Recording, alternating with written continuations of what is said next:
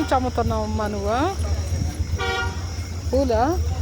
ఎన్నేళ్ళ నుంచి అమ్ముతున్నావంట పూలు?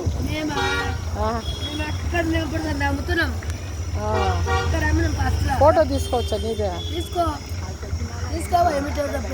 అదే అదే యూట్యూబ్లో పెడదామని. చెప్పు, ఎన్నేళ్ళ నుంచి అమ్ముతున్నావు? అవుతుందమ్మా, 20 సంవత్సరాలు అవుతుండొచ్చు. మా పిల్లలు పాపలు చిన్న ఉన్నప్పుడు అమ్ముతున్నాము.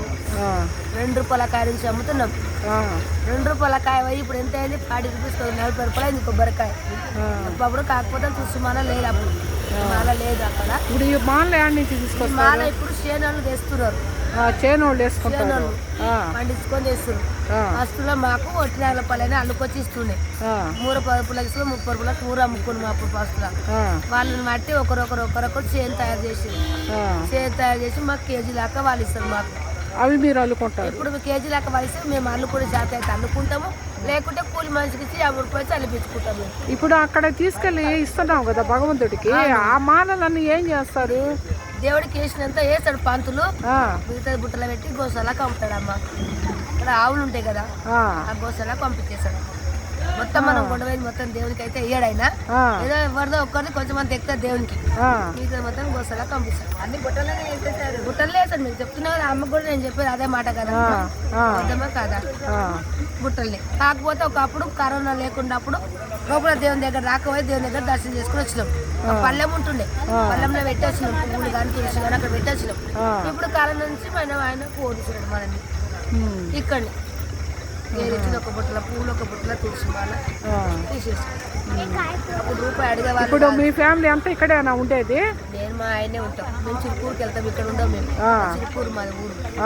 అప్పుడు డబ్బులు అడిగేవాళ్ళు, ఇప్పుడు డబ్బులు అడుగుతున్నారు లేదా పంతులు, దక్షిణ పెట్టమని అడుగుతుంది పంతులు. ఉండి మాత్రం లేదు, డబ్బులు అడుగుతుంది కూడా పంతులు. అంటే ఇక్కడ పెట్టుకుంటారు, డబ్బులు అడుగుతున్నారా? వాళ్ళ మీకు లోపల మిమ్మల్ని మాకు కాదు, మేమేమి మమ్మల్ని అడుగుతారు. మేమైతే ఇయ్యమమ్మ, మేము 1 రూపాయి కూడా ఇస్తాము పంతులు. అవద్దు వరకు మేము అమ్ముకుంటాం, మేము తీసుకొని మేము పోతాం. మేము పడతాం పైసలు డబ్బులు. ఎక్కడ పట్టినా కూడా ఇప్పుడు పూజారులు ఎక్కువగా ఇట్లాగే చేస్తున్నారు కదా. ఉండలేదు కాబట్టి అడగలేడు కొన్ని రోజులైనా. మేము కూడా ఇప్పుడు ఉండలేదు. ఈ 100 రూపాయలు పంతులకి దేవునికి మనం వేయాలని మనం కానికి అనుకుంటాం. మన మనసు పూర్తి వేయాలని మనం దేవునికి అనుకుంటాము. 100 రూపాయలు ఎక్కడ ఎవరికి చెంద చేయాలి? మనము దేవుడికి పైసలు దేవునికి చెంద చేయాలి అని 2-3 సార్లు నేను కూడా గుడిలోకి వెళ్తే ఆయన తీసుకోకపోతే ఆయన కాలకాడ పెట్టేసి వచ్చింది.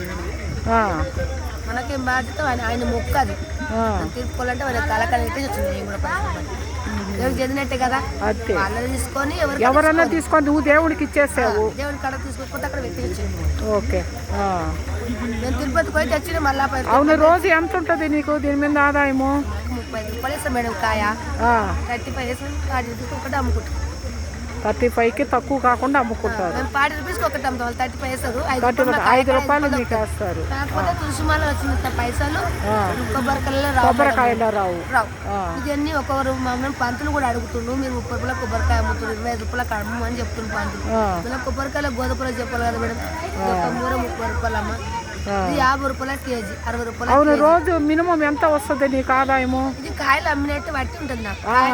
మనుషులను బట్టి, ఇక్కడికి దేవుడి దగ్గరకు వచ్చే మనుషులను బట్టి బట్టిన కాయ దొరుకుతాయి అనుకో. ఆ దండని బట్టి, ఎందుకంటే నేను కాయ దండ కల్పించినందుకు నాకు 15 రూపాయలు వస్తాయి. 15 దండకు 10 రూపాయలు, కాయ కాడ 5 రూపాయలు. 5 రూపాయలు, 15 రూపాయలు వస్తాయి నాకు రోజు. ఒక దాని మీద ఒక కాయ కాడ, ఒక దండ కాడ, ఒక దండ కాడ 15 రూపాయలు నీకు. దండకాయ కలిపితే, దండకాయ కలిపితే. కానీ మాలకు ఒక మూర అమ్మితే 30 రూపాయలు వస్తాయి కదా మేడం. 30 రూపాయలు వస్తాయి ఒక మూర అమ్మ. ఒక కిలోలు ఎంత సంపాదిస్తారు వాళ్ళు? ఒక 1000 రూపాయలు సంపాదిస్తారు. 100 కాయలు అమ్మినా మాకు 1000 రూపాయలు రావు. 1000 రూపాయలు రావు. మరి ఏం చేయాలి మేము? ఇంకా మమ్మల్ని తక్కువ రేటుకి అమ్మమంటారు పంతులు కాదు. ఎట్లా? అవును, మీకు ప్రభుత్వం ఏమి మామూలుగా మీకంతా ఉన్నాయి కదా అన్ని పథకాలన్నీ, అవన్నీ మీకు వస్తుందా? ఏమిటికి పథకాలు? వ్యవసాయాలు అంటే ఉన్నాయి, పొలాలు అంటే నీళ్లు ఉన్నాయి. పొలాలు కాదు, మామూలుగా మీకు ఫిక్షన్ అవన్నీ మీకు కరెక్ట్ ఫిక్షన్ లేదా? అదే మాకు ఆంధ్ర సైడ్ ఉంది కదా. ఇదైతే ఉన్న వాళ్ళకు ఉన్నాయి, మా దగ్గర కూడా, మిగతా వాళ్ళకి లేవు మేడం. ఉన్న వాళ్ళకు ఉన్నాయి. బియ్యం అవి వస్తాయా మామూలుగా కేజీ? ఏవి లేవు. అదేంది? ఉన్న వాళ్ళకు ఉన్నాయి. ఇప్పుడు మొగోడు చచ్చిపోయిన వాళ్ళకు, మొగోడు చచ్చిపోయిన వాళ్ళకి, ముసలిళ్ళకి, 65 ఉన్నోళ్ళకి వాళ్ళకి. అవును, మీరు ఎన్ని ఏళ్ళ నుంచి ఉన్నారు ఇక్కడ? 20 ఏళ్ళకు అమ్ముతున్నారు. అవును, 20 ఏళ్ళ నుంచి ఉన్నప్పుడు నువ్వు ఎందుకు ఇవన్నీ పెట్టుకోలేదు? అవన్నీ ఎవరు అడుగుతారు మేడం? నా హెల్త్ బాగాలేకపోతే బొమ్మటనే పోలేదు. 3 ఆపరేషన్ చేసుకుని కూడా నువ్వు బొమ్మటే నేను పోలేదు. కొద్దాన్ని నేను వదిలేసుకున్నాను.